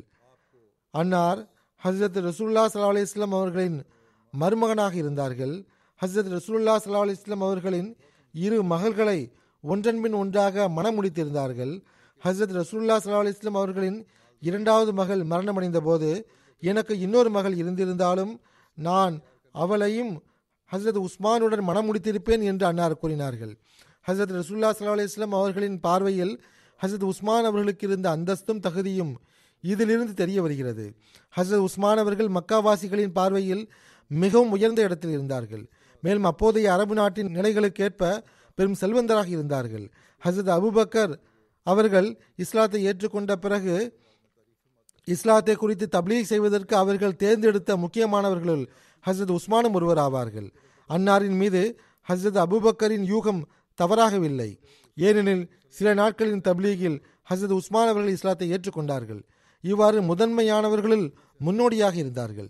அதாவது திருக்குரான் மிக பெருமிதத்தோடு நினைவுகூரும் இஸ்லாத்தில் இணைந்த அந்த ஆரம்பகால குழுவினரோடு உஸ்மான் இணைந்து விட்டார்கள். அரபு நாட்டில் அன்னாருக்கு இந்த அளவு கண்ணியமும் ஆளுமையும் இருந்தது என்றால் இந்த சம்பவத்திலிருந்து ஓரளவுக்கு நாம் இதை புரிய முடிகிறது. ஹசரத் ரசூலுல்லாஹி ஸல்லல்லாஹு அலைஹி வஸல்லம் அவர்கள் ஒரு கனவின் அடிப்படையில் மக்கா வந்தார்கள். மக்காவாசிகள் வெறுப்பில் குருடராகி அன்னார் உம்ரா செய்வதற்கு அனுமதி அளிக்கவில்லை. ஆகவே ஒரு சிறப்பான நம்பிக்கைக்குரிய நபரை மக்காவாசிகளிடத்தில் அனுப்பி இவ்விவகாரம் குறித்து பேச்சுவார்த்தை நடத்த அன்னார் விரும்பினார்கள். அதற்கு ஹசரத் உமரை தேர்ந்தெடுத்தார்கள். ஹசரத் உமர் கூறினார்கள், அல்லாஹ்வின் தூதர் அவர்களே, நான் செல்வதற்கு தயாராக உள்ளேன். ஆனால் மக்காவில் அம்மக்களுடன் யாராவது பேச முடியும் என்றால் அது ஹசரத் உஸ்மான் ஆவார்கள். ஏனென்றால் அவர் மக்களின் பார்வையில் சிறப்பான கண்ணியம் பெற்றவராவார். ஹசரத் உஸ்மான் சென்றார் என்றால் எந்த அளவு வெற்றிக்கான வாய்ப்பு உள்ளதோ அந்த அளவுக்கு வெற்றிக்கான வாய்ப்பு இன்னொருவர் செல்வதால் கிடைக்காது என்றார். அன்னாரது இந்த ஆலோசனை ஹசரத் ரசூலுல்லாஹி கரீம் ஸல்லல்லாஹு அலைஹி வஸல்லம் அவர்களும் சரியானதாய் கருதி ஏற்றுக்கொண்டார்கள். எனவே ஹசரத் உஸ்மான் அவர்களை பணிக்காக அனுப்பி வைத்தார்கள். இச்சம்பவத்திலிருந்து தெரிய வருவது என்னவென்றால், ஹசரத் உஸ்மான் அவர்கள் காஃபிர்களின் பார்வையிலும் சிறந்த கண்ணியமிக்கவராகவே திகழ்ந்தார்கள் என்பதாகும். ஹசரத் ரசூலுல்லாஹி கரீம் ஸல்லல்லாஹு அலைஹி வஸல்லம் அவர்கள் அன்னாருக்கு மிக்க கண்ணியம் கொடுத்து வந்தார்கள். ஒருமுறை அன்னார் ஸல்லல்லாஹு அலைஹி வஸல்லம் அவர்கள் படுத்திருக்கும் போது ஹசரத் அபூபக்கர் வந்தார்கள். அன்னார் அப்படியே படுத்திருந்தார்கள். பிறகு ஹசரத் உமர் வந்தார்கள். அப்பொழுதும் அன்னார் அவ்வாறே படுத்திருந்தார்கள். பிறகு ஹசரத் உஸ்மான் வருகை தந்தார்கள். ஹசரத் ரசூலுல்லாஹி கரீம் ஸல்லல்லாஹு அலைஹி வஸல்லம் அவர்கள் உடனே சுதாரித்து கொண்டு தமது ஆடையை சரி செய்தார்கள். ஹசரத் உஸ்மானுடைய இயல்பில் அதிக வெட்க உணர்வு உள்ளது. ஆகவே அவருடைய உணர்வுகளுக்கு மதிப்பளித்து நான் இவ்வாறு செய்து கொண்டேன் என்றார்கள். இஸ்லாத்தை ஏற்றுக்கொள்வதற்கு முன்பும் கூட மதுவை அருந்தாத, விபச்சாரத்தை நெருங்காத அரிய மக்களில் ஒருவராக ஹசரத் உஸ்மான் இருந்தார்கள். அரபு நாட்டில் மது அருந்துவது பெருமையான விஷயமாகவும் விபச்சாரத்தில் ஈடுபடுவது வழக்கமான தினசரி வேலையாகவும் கருதப்பட்டது. இவ்வாறான சிறப்பம்சங்கள் ஒரு சிலரிடத்தில் மட்டுமே காணப்பட்டது. சுருக்கமாக ஹசரத் உஸ்மான் அவர்கள் சாதாரண மனிதர் ஒன்றும் கிடையாது. மிகவும் உயரிய நல்லொழுக்கங்கள் அன்னாரிடம் காணப்பட்டன. உலக கண்ணியத்தை பொறுத்தவரையில் அன்னார் மிக மேலான இடத்தில் இருந்தார்கள். இஸ்லாத்தின் ஆரம்பகால தொண்டராக இருந்தார்கள். ஹசரத் ரசூலுல்லாஹி கரீம் ஸல்லல்லாஹு அலைஹி வஸல்லம் அவர்கள் அன்னார் மீது மிகவும் திருப்தி கொண்டிருந்தார்கள். ஹசரத் ரசூலுல்லாஹி ஸல்லல்லாஹு அலைஹி வஸல்லம் அவர்களின் மரணம் வரையிலும் அன்னாரின் மேலான விருப்பத்தை பெற்று வந்த அந்த 6 நபர்கள் ஒருவராக அன்னாரை ஹசரத் உமர் தேர்ந்தெடுத்திருந்தார்கள். மேலும் அன்னார் அஷ்ரா முபஷிராவில் ஒருவராக இருந்தார்கள். அதாவது ஹசரத் ரசூலுல்லாஹி ஸல்லல்லாஹு அலைஹி வஸல்லம் அவர்கள் சொர்க்கத்திற்கான நற்செய்தி வழங்கிய 10 பேரில் ஒருவராக இருந்தார்கள். ஹசரத் உஸ்மான் அவர்கள் ஷஹீதாக்கப்பட்ட நாளை குறித்து இவ்வாறு கூறப்படுகிறது. அதாவது ஹசரத் உஸ்மான் அவர்கள் 17 அல்லது 18 ஜுல்ஹஜ்ஜா அன்று ஹிஜ்ரி 35 ஜுமா நாளில் ஷஹீதாக்கப்பட்டார்கள். அபு உஸ்மான் நஹதியை பொறுத்தவரை ஹசரத் உஸ்மான் அவர்களின் ஷஹாதத்து தஷ்ரீக்கு நாட்களுக்கு இடைப்பட்ட நாளில் நடந்தது. அதாவது ஜுல்ஹஜ்ஜா 12ஆம் நாளில். இப்னு இசாக்கை பொறுத்தவரை ஹசரத் உமர் அவர்கள் ஷஹீதாக்கப்பட்ட சம்பவம் நடந்து 11 வருடங்கள் 11 மாதங்கள் 22 நாட்கள் கழிந்த பின் ஹசரத் உஸ்மான் அவர்கள் ஷஹீதாக்கப்பட்டார்கள். ஹசரத் ரசூலுல்லாஹி கரீம் ஸல்லல்லாஹு அலைஹி வஸல்லம் அவர்கள் மரணமடைந்து 25 ஆண்டுகளுக்கு பிறகு இவருடைய ஷஹாதத் நடந்தது. அப்துல்லா பின் அம்ர் பின் உஸ்மான் அறிவிக்கிறார்கள், ஹசரத் உஸ்மான் அவர்கள் 18 ஜுல்ஹஜ்ஜா ஜும்மாவுடைய நாளன்று ஹிஜ்ரி 36 அசர் தொழுகைக்கு பிறகு 82ஆம் வயதில் ஷஹாதத்தை அடைந்தார்கள். ஷஹீதாகும் போது அன்னார் நோன்பு நோற்றிருந்தார்கள். அபு மாஷரை பொறுத்தவரை அன்னார் ஷஹீதாகும் போது வயது 75 இருந்தது. ஹசரத் உஸ்மான் அவர்களின் நல்லடக்கம் குறித்து கூறப்படுகிறது. நியாஸ் பின் முகர்ரம் அறிவிக்கிறார்கள், சனிக்கிழமை இரவு மகரிப் இஷாவுக்கு இடைப்பட்ட நேரத்தில் ஹசரத் உஸ்மான் அவர்களின் உடலை நாங்கள் 4 தூக்கி சென்றோம். அதாவது நானும் ஜுபைர் பின் முதாமும் ஹக்கீம் பின் ஹிசானும் மற்றும் அபு ஜஹம் பின் ஹுசைஃபா ஆகியோர். ஹசரத் ஜுபைர் பின் முத்தாம் அன்னாருடைய ஜனாசா தொழுகையை தொலை வைத்தார்கள். முஆவியா அவர்கள் இதை உறுதிப்படுத்தியுள்ளார்கள். இந்த நால்வர்தான் அன்னாருடைய கபரில் இறங்கினார்கள். ஒரு அறிவிப்பின் அடிப்படையில் ஹஸ்ரத் ஜுபைர் பின் முத்தாம் அவர்கள் 16 நபர்களுடன் சேர்ந்து அன்னாருடைய ஜனாசா தொழுகையை நடத்தினார்கள் என்று கூறப்படுகிறது. அல்லாமா இப்னு சஅத் அவர்களின் கூற்று என்னவென்றால், முதல் அறிவிப்பு மிக சரியானதாக தெரிகிறது. அதாவது 4 பேர் சம்பந்தமாக வந்தது, 4 பேர் அன்னாருடைய ஜனாசாவை தொலை வைத்தார்கள் என்று வந்துள்ளது. அப்துல்லா பின் அம்ரு பின் உஸ்மான் கூறுகிறார்கள், ஹசரத் உஸ்மான் அவர்களை சனிக்கிழமை இரவில் மக்ரிப் இஷாவுக்கு இடைப்பட்ட நேரத்தில் ஹஷே கௌகபில் நல்லடக்கம் செய்தார்கள். ரபீ பின் மாலிக் தனது தந்தையிடமிருந்து அறிவிக்கிறார்கள், மக்கள் தம் இறந்தவர்களை ஹஷே கௌகபில் அடக்கம் செய்ய விரும்பினர். ஹஷ் என்பது சிறிய தோட்டத்தை குறிக்கும். கௌகப் என்பது இந்த தோட்டத்தின் எஜமானரான ஒரு அன்சாருடைய பெயராகும். இது ஜன்னத்துல் பக்கியுக்கு மிக அருகில் இருந்தது. ஒரு நல்ல ஆண்மகன் இறந்து போவார், அவரை அங்கு அடக்கம் செய்வார்கள். அதாவது ஹஷே கௌகபில் அவர் அடக்கம் செய்யப்படுவார்கள். மக்கள் அதை தொடர்வார்கள் என்று ஹசரத் உஸ்மான் பின் அஃபான் அவர்கள் கூறியிருந்தார்கள். மாலிக் பின் அபு ஆமிர் கூறுகிறார்கள், அங்கு அடக்கம் செய்யப்பட்டவர்களுள் ஹசரத் உஸ்மான் முதலாவது நபராக இருந்தார்கள். ஹசரத் உஸ்மான் அவர்களின் நல்லடக்கம் குறித்து ஒரு அறிவிப்பு இவ்வாறும் காண கிடைக்கிறது. குழப்பவாதிகளும் கிளர்ச்சியாளர்களும் 3 நாட்கள் வரை அன்னாரை அடக்கம் செய்ய விடவில்லை என்று அந்த அறிவிப்பில் வருகிறது. தபரியின் வரலாற்று நூலில் இவ்வாறு எழுதப்பட்டுள்ளது. அபு பஷீர் ஆபதி அறிவிக்கிறார்கள், ஹசரத் உஸ்மான் அவர்களின் உடல் 3 நாட்கள் வரை கஃனிடப்படாமல் அடக்கம் செய்யப்படாமல் இருந்தது. அவ்வுடலை அடக்கம் செய்ய விடவில்லை. பிறகு ஹசரத் ஹக்கீம் பின் ஹஸ்ஸாம், ஹசரத் ஜுபைர் பின் முத்தாம் மற்றும் ஹசரத் அலி ஆகியோருடன் ஹசரத் உஸ்மான் அவர்களின் நல்லடக்கம் குறித்து பேச்சுவார்த்தை நடத்தப்பட்டது. அவர்கள் ஹசரத் உஸ்மான் அவர்களின் வீட்டாரிடம் அடக்கம் செய்ய அனுமதி கேட்க வேண்டும் என்று கூறப்பட்டது. ஆகவே அலி அவர்கள் பேசினார்கள். வீட்டினர் ஹசரத் அலிக்கு அனுமதி வழங்கினார்கள். குழப்பவாதிகளுக்கு இதை கேட்டபோது கற்களை எடுத்துக்கொண்டு வழியில் அமர்ந்து விட்டார்கள். ஹசரத் உஸ்மான் அவர்களின் ஜனாசாவுடன் அவரது குடும்பத்தைச் சேர்ந்த சிலர் வெளியேறினார்கள். அவர்கள் மதீனாவில் ஹஷே கௌகப் என்றழைக்கப்பட்ட ஒரு பகுதிக்கு செல்ல விரும்பினர். யூதர்கள் அங்கு தம் பிணங்களை அடக்கம் செய்து வந்தனர். ஹசரத் உஸ்மானின் ஜனாசா வெளியே வந்தபோது அம்மக்கள் அன்னாரை கொண்டு வந்த கட்டிலின் மீது கல்லெறிந்து அன்னாரை கீழே விழச் செய்ய முயற்சி செய்தார்கள். இவ்விஷயம் ஹசரத் அலிக்கு தெரிய வந்தபோது, இவ்வாறு செய்வதிலிருந்து விலகிக் கொள்ளுங்கள் என்று அம்மக்களுக்கு செய்தி அனுப்பினார்கள். எனவே அவர்கள் விலகிக் கொண்டார்கள். ஜனாசா தொடர்ந்து எடுத்து செல்லப்பட்டது. ஹசரத் உஸ்மான் அவர்கள் ஹஷே கௌகபில் நல்லடக்கம் செய்யப்பட்டார்கள். அமீர் முஆவியா அவர்கள் மக்களின் மீது ஆதிக்கம் பெற்ற போது நடுவில் இருந்த சுவரை உடைத்து ஹஷே கௌகப் என்னும் இடத்தை பக்கி கபிரிஸ்தானுடன் இணைத்து விடும் வகையில் அதை செய்துவிடுமாறு கட்டளை பிறப்பித்தார்கள். மக்கள் தம் இறந்தவர்களை ஹசரத் உஸ்மான் அவர்களின் கபரை சுற்றி அடக்கம் செய்யுமாறு ஹசரத் அமீர் முஆவியா அவர்கள் கட்டளையிட்டார்கள். இறுதியில் அந்த பகுதி முஸ்லிம்களின் கபருடன் இணைந்து விட்டது. சில வரலாற்று நூல்களில் அந்த இடத்தை ஹசரத் உஸ்மான் அவர்கள் தாமே வாங்கி ஜன்னத்துல் பக்கியுடன் இணைத்து விட்டதாக கூறப்படுகிறது. எவ்வாறு இருப்பினும் மேற்கொண்டு இன்னும் உள்ளது. அது இனி வருங்காலத்தில் எடுத்துரைக்கப்படும் இன்ஷா அல்லாஹ். இன்று சில ஜனாசாக்களையும் நான் தொலை வைப்பேன். அவர்களை குறித்து இப்போது கூறிவிடுகின்றேன். முதலாவது ஜனாசா ஐவரி கோஸ்டின் முபல்லிக் ஆகிய மௌலவி முகமது இத்ரீஸ் சாஹிப் அவர்களுடையதாகும். சிறிது காலம் நோயிற்று இருந்தார்கள். பிறகு பிப்ரவரி 27 மற்றும் 28க்கு இடைப்பட்ட இரவில் மரணமடைந்தார்கள். இன்னா லில்லாஹி வ இன்னா இலைஹி ராஜிஊன். இவர் ஐவரி கோஸ்டை சார்ந்தவராவார். ஆரம்ப கல்வியை கற்ற பிறகு அவர் புர்கினோ ஃபாசா சென்று விட்டார். உலக கல்வியுடன் அரபி மொழியிலும் புலமை பெற்றிருந்தார். 60களில் இவர் அகமதியத்தை ஏற்றுக்கொண்டார். 1983ஆம் ஆண்டில் மன மகிழ்ச்சியுடன் பாகிஸ்தான் சென்றார். ஜாமியா அஹமதியா ரப்வாவில் கல்வி கற்ற பிறகு முபல்லிகாக ஐவரி கோஸ்டில் தொண்டாற்றும் நல்வாய்ப்பு பெற்றார். கானா மற்றும் புர்கினோ ஃபாசாவில் தொண்டாற்றிய பிறகு செப்டம்பர் 2007 முதல் மீண்டும் ஐவரி கோஸ்டில் தொண்டாற்றும் வாய்ப்பு பெற்றுக்கொண்டிருந்தார். மர்ஹூம் மூசி ஆவார். இவருடைய பாகிஸ்தான் சம்பவத்தை இவரே எடுத்துக் கூறியுள்ளார்கள். அதுவும் சுவாரஸ்யமான சம்பவமாகும். அவர் தம்மிடத்தில் சேர்த்து வைத்திருந்த சேமிப்பை கொண்டு விமான டிக்கெட் எடுத்தார். பாகிஸ்தான் சென்றடைந்த பிறகு யாருக்கும் தகவல் கொடுக்கவில்லை. ஐவரி கோஸ்ட் ஜமாத்துக்கும் தகவல் கொடுக்கவில்லை. பாகிஸ்தானிலும் யாருக்கும் தகவல் கொடுக்கவில்லை. அங்கு சென்றடைந்த பிறகு ஏர்போர்ட்டை விட்டு வெளியே வந்தார். மிகவும் கவலையில் இருந்தார். ஒருவர் அங்கு நின்று கொண்டிருந்தார். இவர் அவரிடம் சென்றார். அவ்வாறென்று அந்த நபரே இவரை தேடி வந்தார். தாங்கள் எங்கிருந்து வருகிறீர்கள், எங்கு செல்ல வேண்டும் என கேட்டார். மர்ஹூமுக்கு ஆங்கிலமும் தெரியாது, உருதும் தெரியாது. அரபியின் ஒரு சில வாக்கியங்கள் பேசப்பட்டது. மர்ஹூமை அஹமதியா ஹாலுக்கு அந்த நபர் அழைத்து சென்றார். அந்த அழைத்து சென்ற நபர் கூறுகிறார், நேற்று இரவு என் மனைவி ஒரு கனவு கண்டார். இந்த நாட்டை சாராத ஒரு விருந்தாளி வருகிறார். நான் அவரை அழைத்து செல்கிறேன். இதன் அடிப்படையில் நான் ஏர்போர்ட் வந்தடைந்தேன். விமானத்திலிருந்து தாங்கள் ஒருவர் மட்டுமே இறங்கினீர்கள். கவலையோடு வெளியே நின்று கொண்டிருந்தீர்கள். என் மனைவிக்கு கனவில் தென்பட்ட அந்த விருந்தாளி தாங்கள்தான் என்பதை நான் புரிந்து கொண்டேன் என்றார். ஆகவே அல்லாஹ் இவ்வாறு அவருக்கு ஏற்பாடு செய்தான்.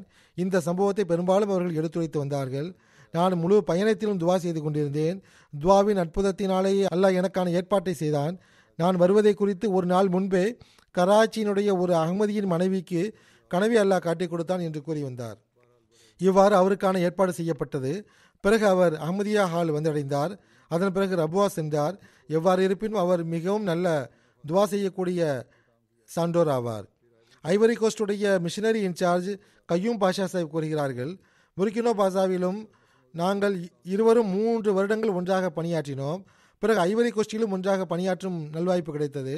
ஜமாத்துடனும் ஹசரத் மசீமோத் அலைஹிஸ்ஸலாத்து வஸ்ஸலாம் அவர்களுடனும் எல்லையற்ற நேசம் கொண்டிருந்தார். மிகவும் அர்ப்பணிப்பவராக இவர் காணப்பட்டார். இபாதத்தை பேணுபவராக இருந்தார். வள்ளலாக இருந்தார். மக்களுக்கு மிகவும் அதிகமாக உதவி செய்து வந்தார்.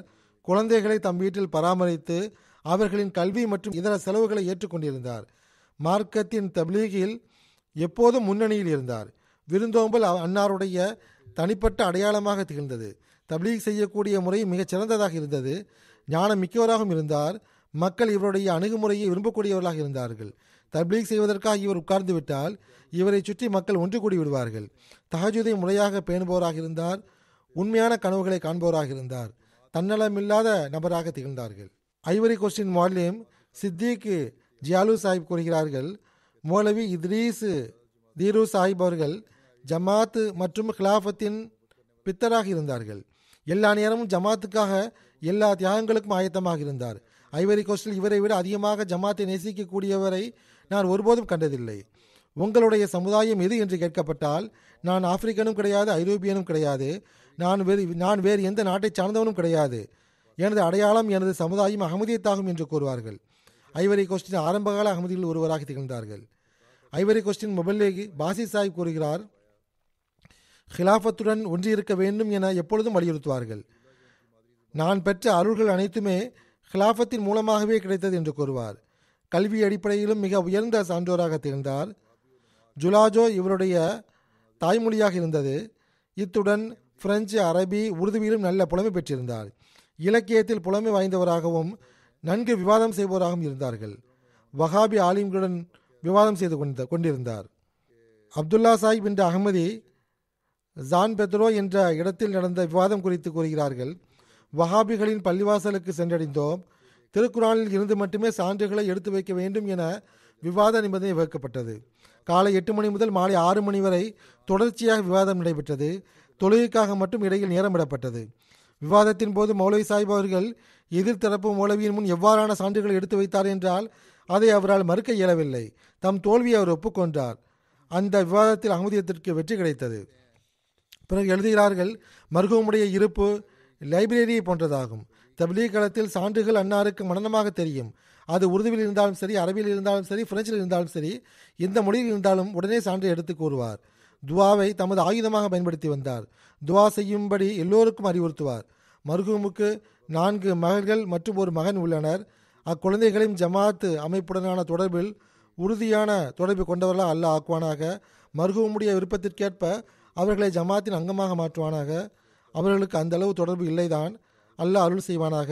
அல்லாஹ் மர்ஹூமுடன் பாவ மன்னிப்பு மற்றும் கருணையுடன் நடந்து கொள்வானாக. அந்தஸ்துகளை உயர்த்துவானாக. 2வது ஜனாசா அமீனா நைகா கரே சாஹிபாவுடையதாகும்.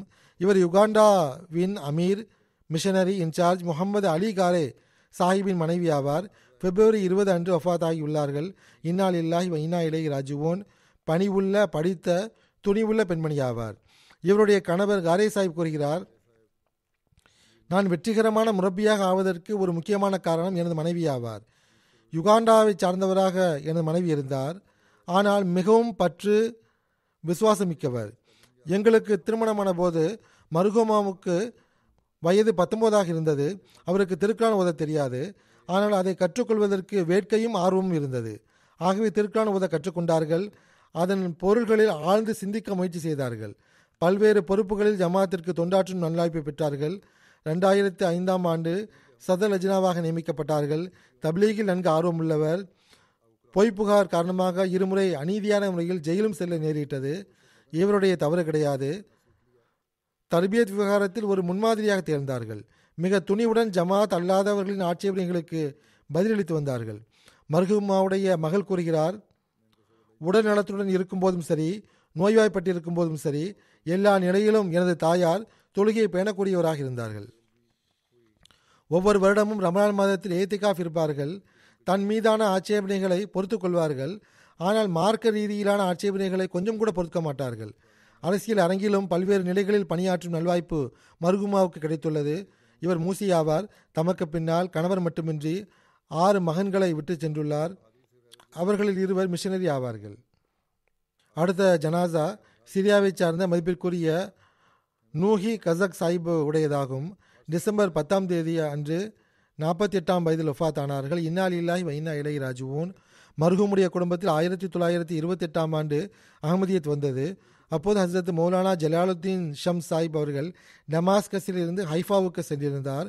ஹைஃபாவுடைய முதல் அஹமதி மதிப்பிற்குரிய ராஷித் பக்கீஸ் புஸ்தி சாஹிப்பின் தப்லீக் மூலமாக மர்ஹூமின் கொல்லு தாத்தா அலி சாலிஹ் கசக் சாஹிப்பும் அவருடைய சகோதரர் முகமது கசக் சாஹிப்பும் தந்தையும் உர்தன் ஜமாத்தின் முன்னாள் சதுருமான தாஹா கசக் சாஹிப் அவர்கள் குடும்பத்துடன் பைய செய்தார்கள்.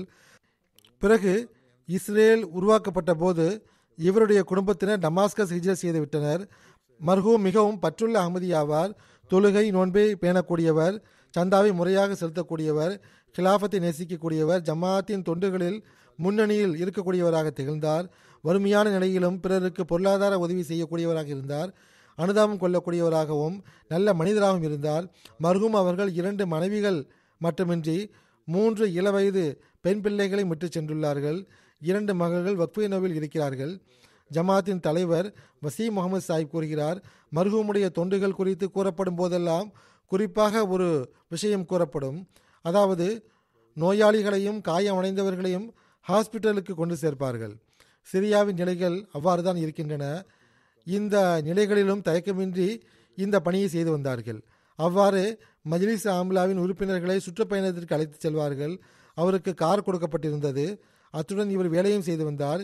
எப்போது தொண்டுக்கு அழைத்தாலும் உடனே ஆஜராகி விடுவார்கள். மலர்ந்த முகத்துடன் தொண்டு செய்வார்கள். மன ஆர்வத்துடன் இந்த அனைத்து பணிகளையும் செய்து முடிப்பார்கள். மிகவும் முறையாக சந்தா செலுத்தி வந்தார்கள். இறுதி காலத்தில் அது மிகவும் அதிகமாக கொடுத்து வந்தார். அகமதிகளுக்கு பொருளாதார ரீதியாக உதவியும் செய்து வந்தார். மர்ஹூம் அவர்கள் பணிவு, குறைவாக பேசுதல், களப்பற்ற தன்மை, படைப்பினங்களுக்கு தொண்டு செய்தல், நற்சிந்தனை ஆகியவற்றின் காரணமாக அனைவரின் மீதும் தம்முடைய நல்ல தாக்கத்தை விட்டு சென்றுள்ளார்கள். மர்ஹூமுடைய மனைவி ஹதீஜா அலி சாஹிபா கூறுகிறார்கள், எனது கணவர் அல்லாஹ்வின் அருளால் மிகவும் பற்றுள்ள அகமதியாக இருந்தார். மிக அதிகமாக ஜமாத்தை நேசித்து வந்தார். மக்களுக்கு உதவி புரிவது அவர்களுக்கு மிகவும் பிரியமான வேலையாக இருந்தது. வீட்டு வேலைகளில் எனக்கு அவர் உதவி புரிவார்கள். தம் பெண் பிள்ளைகளை மிகவும் நேசித்தார்கள். அவர்களின் நல்ல தர்பியத்திற்கு அக்கறை கொண்டவராக இருந்தார்கள். அவர்களுடன் அமர்ந்து நீண்ட நேரம் வரை ஜமாத் பற்றி பேசிக் கொண்டிருப்பார்கள். அல்லாஹுடைய அருளால் தமது வாழ்வின் இறுதி வருடம் வரை ஜமாத்திற்கு தொண்டு செய்தவாறு கழித்தார்கள். இதில் மிகவும் மகிழ்ச்சி கொண்டிருந்தார். இவருடைய சிறியன்னை வழி சகோதரர் அக்ரம் சல்மான் சாஹிப் கூறுகிறார், சிறியன்னை வழி சகோதரர் இவர் மூலமாக பைய செய்திருந்தார். அவர் கூறுகிறார், பையத்திற்கு முன்னும் கூட நாங்கள் மர்ஹூமுடைய உயர் ஒழுக்கத்திற்கு சாட்சியாக உள்ளோம். அவரது பொருளாதாரம் செழுமையாக இல்லை. அவ்வாறிருந்தும் தம்முடைய ஏழை உறவினர்களுக்கு உதவி செய்து வந்தார்கள். என்னை மிகவும் தாக்கத்திற்கு ஆளாக்கிய சம்பவம் என்னவென்றால், ஒரு முறை ஒரு நல்ல வேலை அவருக்கு கிடைத்தது. அதன் மூலம் அவருடைய அனைத்து கடன்களும் தீர்ந்தன. அதன் பிறகு அவர்கள் செல்வத்தை சேர்ப்பதற்கு பகரமாக என்னுடைய ஏழை சிறு எண்ணெய்களுக்கு ஒரு பெரும் தொகையை கொடுத்தார்கள். என்னுடைய உடல்நிலை நன்றாக இருக்கும்போது, என் மீது எந்த கடனும் இல்லாமல் இருக்கும்போது நான் செல்வந்தனாவேன். நான் தேவையை விட அதிகமான செல்வத்தை தேவையுடையவர்களுக்கு செலவழிக்க விரும்புகிறேன். அவ்வாறு தான் இருக்க வேண்டும் என்றும் கூறி வருவார். இவ்விஷயம் என் மீது பெரும் தாக்கத்தை ஏற்படுத்திவிட்டது. ஏனென்றால் இவ்வாறான போதுமென்ற மனமும் பொருள் தியாகம் செய்யும் இவ்வாறான ஆற்றலையும் நான் என் வாழ்நாளில் எவரிடத்திலும் காணவில்லை.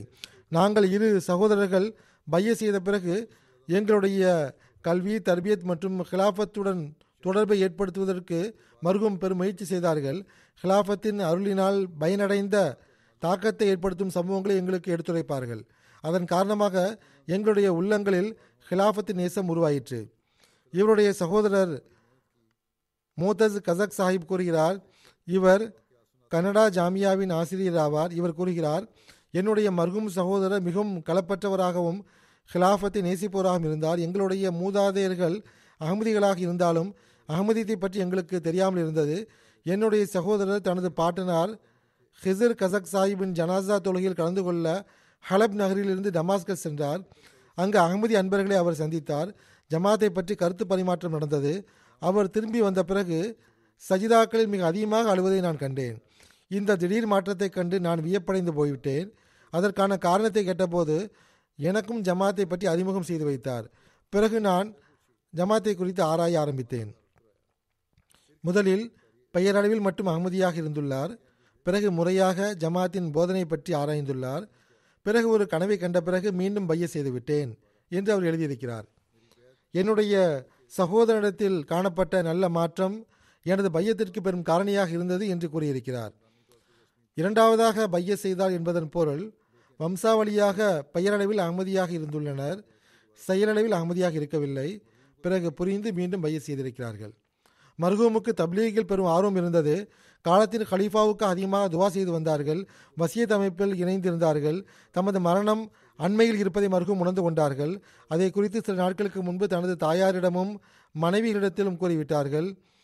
அடுத்த ஜனாசா ரபுவாவை சார்ந்த மதிப்பிற்குரிய ஃபர்ஹத் நசீம் சாஹிபா உடையதாகும். இவர் மதிப்பிற்குரிய முகமது இப்ராஹிம் சாஹிப் ஹனீஃப் அவர்களின் துணைவி ஆவார். இப்ராஹிம் சாஹிப் அவர்கள் மாஸ்டர் சாஹிப் என்றும் சௌத்ரி சாஹிப் என்றும் அழைக்கப்படுகிறார். டிசம்பர் 26 அன்று 86வது வயதில் மரணமடைந்திருக்கிறார்கள். இன்னாலில்லாஹி வ இன்னா இலைஹி ராஜிஊன். மர்ஹூமாவுடைய தந்தை மியா இளம்தீன் சாஹிபும் பாட்டனார் மியா குதுபுதீன் சாஹிபும் லோதினங்கள் குர்தாஸ்பூர் மாவட்டத்தை சார்ந்தவர்கள் ஆவார்கள். ஹசரத் மசீமூத் அலைஹிஸ்ஸலாத்து வஸ்ஸலாம் அவர்களின் சஹாபிகள் ஆவார்கள். மர்ஹூமா எண்ணற்ற சிறப்பம்சங்களுக்கு சொந்தக்காரராக திகழ்ந்தார்கள். தொழுகை, நோன்பை பேணக்கூடியவர், தஹஜ்ஜுத் தொழக்கூடியவர், பொறுமைசாலி, நன்றி செலுத்தக்கூடியவர், துவா செய்யக்கூடியவர், எளிமையான இயல்பை கொண்டவர், ஏழைகளை பராமரிப்பவர், ஹிலாஃபத்துடன் எல்லையற்ற நேசம் கொண்டவர் மற்றும் நல்ல பெண்மணியாக திகழ்ந்தார்கள். பொருளாதார திட்டத்தில் முந்திக் கொண்டு பங்கெடுப்பவர் ஆவார். பல்வேறு முறை பல்வேறு திட்டங்களில் தமது நகைகளை கொடுக்கும் நல்வாய்ப்பு பெற்றுள்ளார்கள். மர்ஹூமா மூசியாவார். தமக்கு பின்னால் 3 மகன்கள் மற்றும் 3 மகள்கள் மட்டுமின்றி எண்ணற்ற பேரன் பேத்திகளை விட்டு சென்றுள்ளார்கள். இவருடைய 2 மகள்வழி பேரன்கள் ஜமாத்தின் முரபியாக உள்ளார்கள். ஒரு மகனும் முரபியாக உள்ளார். அல்லாஹ் மர்ஹூமாவுடன் பாவ மன்னிப்பு மற்றும் கருணையுடன் நடந்து கொள்வானாக. இந்த அனைத்து மர்ஹூம்களுடனும் பாவ மன்னிப்பு மற்றும் கருணையுடன் நல்லா நடந்து கொள்வானாக. அவர்களின் அந்தஸ்துகளை உயர்த்துவானாக.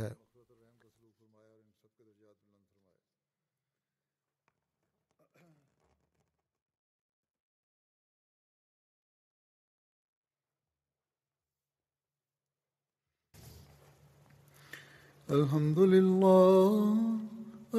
لله نحمده ونستعينه ونستغفره ونؤمن به ونتوكل عليه ونعوذ بالله من شرور أنفسنا ومن سيئات أعمالنا من يهده الله فلا مضل له ومن يضلل فلا هادي له ونشهد أن لا إله إلا الله ونشهد أن محمدا عبده ورسوله عباد الله رحمكم الله إن الله يأمر بالعدل والإحسان وإيتاء ذي القربى وينهى